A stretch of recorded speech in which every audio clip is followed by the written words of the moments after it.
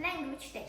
Today, English is considered a world language, spoken by more than a billion people in dozens of countries around the world.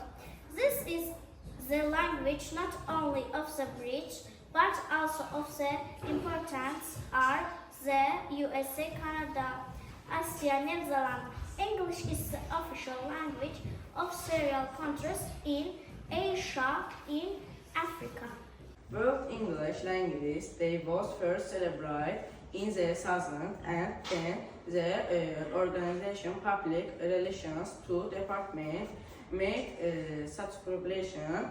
The purpose of the holiday is to strengthen the traditions of multilingualism in the world. The United Nations has 6 days in the calendar, 1 day for each official language.